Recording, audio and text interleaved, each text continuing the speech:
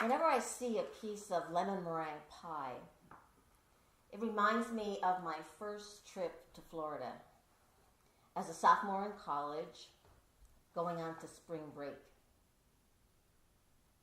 It also reminds me how one small thing, one small happening on that small adventure really turned into a really significant, life-changing experience. I love to think about my sweet young self, aged 20 years and 2 days, stepping onto a Greyhound bus, Florida bound.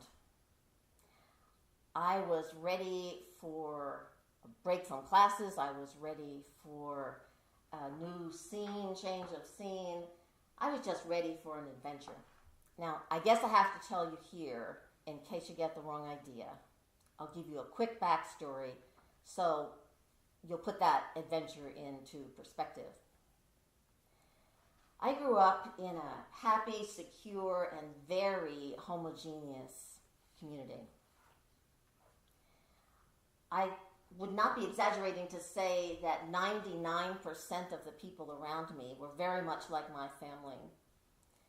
They worked hard, they earned enough to support a family if they managed carefully. They were active in the local Catholic Church. They organized their social life around the parish. That's where they were from, St. Vincent's Parish. And they were enrolled in the Albany Democratic Party. 100% of the people I knew were white.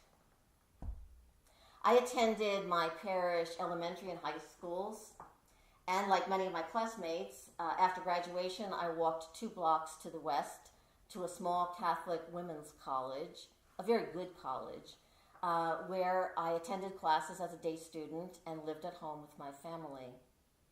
So to summarize, for the first 20 years of my life, all of my formal education and most of my life experience took place in a 1 square mile piece of the Pine Hill section of Albany, New York. So when I went to buy that ticket, that bus ticket, it was not to Fort Lauderdale, where I knew some of my friends were going. No, it was a ticket for St. Augustine, where my grandparents went for 3 months every year trying to escape the harsh winter of upstate New York. It was springtime now, it was time for them to come home, so my less than frivolous reason for the trip was I was going to Florida so I could help drive them back to Albany. I was traveling not with a band of merry fun seekers, but with my Aunt Eileen. Technically, Eileen was my mother's sister, but she's 17 years younger than my mother and only 7 years older than I am, so we really grew up together. We formed our own version of sisterhood, so I was happy with my traveling companion and with our mission. I also looked forward to a free week at the beach and the chance to hone my highway driving skills on the trek back up to the north. To make my trip a little more interesting, I decided to make a pledge. I will eat 1 piece of lemon meringue pie at every rest stop on the bus trip from Albany to St. Augustine. It was kind of a mini research project to legitimize my spring break. I wanted to test the theory that the farther south you go, the tastier the local pie is. Lemon meringue was my flavor of choice because lemon meringue was always my favorite choice. So Eileen and I talked and laughed over miles, countless miles of highways and secondary roads and bus transfers. Until, before we knew it, a mere 17 hours and 4 pieces of pie later, we crossed the border into South Carolina and were pulling into the station where we did our next transfer. Eileen grabbed the brown and red bag that was under her seat and started down the aisle. She called back to me over her shoulder, "Come on, we're late getting in here. We don't want to miss this connection." So we ran. We had purses and suitcases flying. We ran toward gate 11. Out of the corner of my eye, I noticed a snack bar, but before it could even register what did that mean to me at the time, I heard a voice coming from behind me saying, "No time for pie at this stop. We have 3 minutes to catch the next bus." So I sighed and kept running. We passed a magazine stand, a telephone booth, a water fountain. I rounded the corner and startled to realize that over that water fountain, I had seen a bright white 10 by 12 sign. And it screamed at me as we went by, but it took me a minute to hear it. It said to me in shrill block letters, "Whites only." And now, as I was coming up around the corner, I was coming to another drinking fountain, but this one was very different. It was stained and leaking. There was a hairline crack that went down the left side, and it looked like any minute there was going to be big trouble with the water here. Over that fountain, there was another sign, probably 10 by 12 also. It was dingy and faded, but unequivocal. It stated simply, "Colored." I'm sure my mouth dropped open. I didn't know what to think about it. I stopped, but my thoughts raced forward, wildly out of control, trying to figure out what was the sensation in my stomach. Why did it feel like somebody had just punched me? And I didn't know why I felt that way, just to see those signs. I had read about things like that. I knew perfectly well the kinds of things that went on in the South at that time. But somehow it was different. Standing there, all the things that I had ever read about race relations broke loose out of the academic storage part of my brain, flooded across and latched on to this image that was burning into my mind of this dilapidated sink with the wretched sign over it. I thought about it for a minute, and then I said, this must be what it means to realize something, to make it real, realize. And it was, seeing that sign, it was so different to me. It was so powerful, and it was just way too real. I stood there stunned.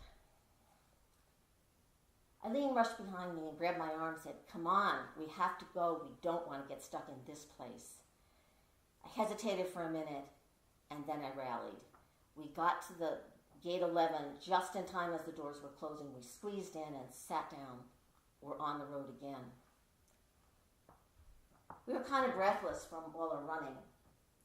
So Eileen and I sat there in silence with our own thoughts. Reluctant to talk about what we had seen there because of the close quarters of that very crowded bus. And in hindsight, it was probably just as well that we had to have some silence, because I think it helped me to work through some of this, to sit with it for a while. I noticed then that almost all the other passengers were black, and almost all of them carefully avoided eye contact with Eileen and me. There were a couple women who would give us sideways glances and then look away as soon as we looked to them. They looked curious. There was one woman who was very friendly. She was across the aisle, and when she took a very good-looking piece of fried chicken out of her crumpled lunch bag, she offered it to me. I said, I have to say no, thank you. I said, I had a piece of pie in Fayetteville, and it's still up here. I said, it looks good, though. And for some reason, I said, it was lemon meringue. I don't know why I explained that, but it seemed to work. She said, honey, y'all better bring me a piece next time I see you. And I said, okay, I will. Next time I see you, I'll have a piece of pie with me. And we both laughed at this little nothing that kind of connected us. And then we sat back into our separate journeys.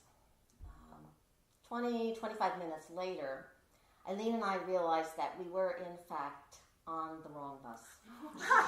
It wasn't totally wrong, but it was not the express bus that went through South Carolina in a little less than 3 hours.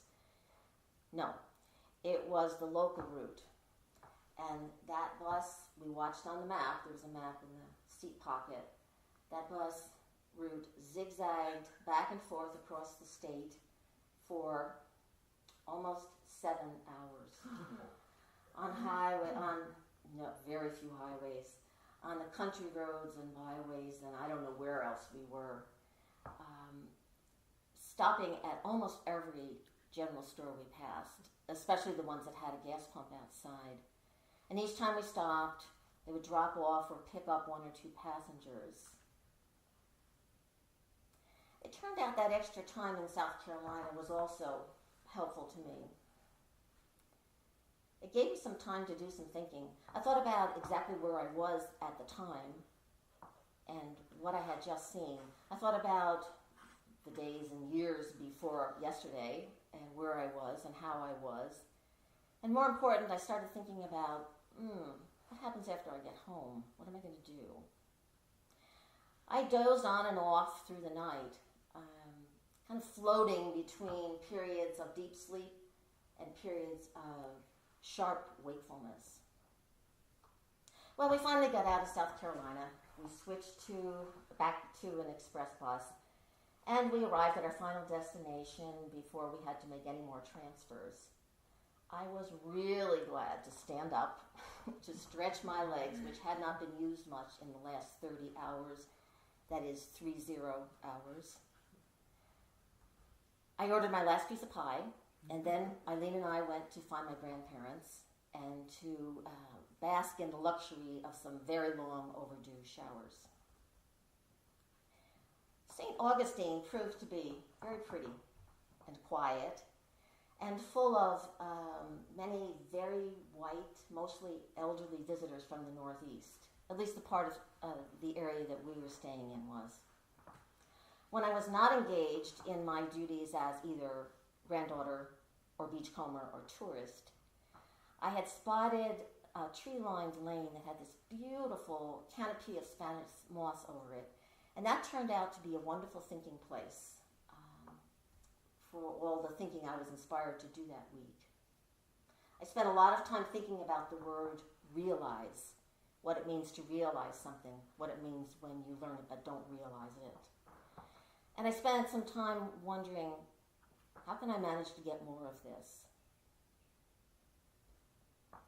Well, by the time that we packed up and were ready to leave St. Augustine, I was ready to take with me a firm commitment.